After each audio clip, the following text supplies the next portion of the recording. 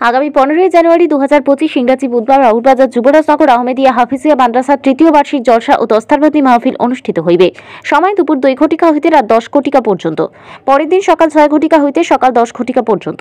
প্রধান অতিথি হিসেবে উপস্থিত থাকবেন আওলাদে রাসূল ও সাহেবজাদায়ে ফেদায়ে মিল্লাত সৈয়দ আহমেদ মাদানী আল হাফজা হযরত মাওলানা সৈয়দ মাওদুদ আহমেদ মাদানী সাহেব, অন্যতম সদস্য জামিয়াত উলামায়ে হিন্দ, নিউ দিল্লি।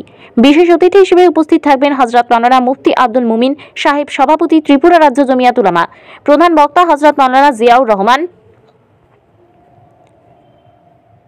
সাহেব, শিক্ষক, মাদনী আলিয়া মাদ্রাসা, বটরশী, করিমগঞ্জ, আসাম। বিশেষ বক্তা হযরত মাওলানা ইনাম উদ্দিন সাহেব, সাধারণ সম্পাদক, ত্রিপুরা রাজ্য জমিয়াত উলামা। হযরত মাওলানা হাবিল আহমেদ কাসেমি সাহেব, হেড মাওলানা বাবুরবাজার জামিয়া ইসলামিয়া হোসাইনিয়া মাদ্রাসা।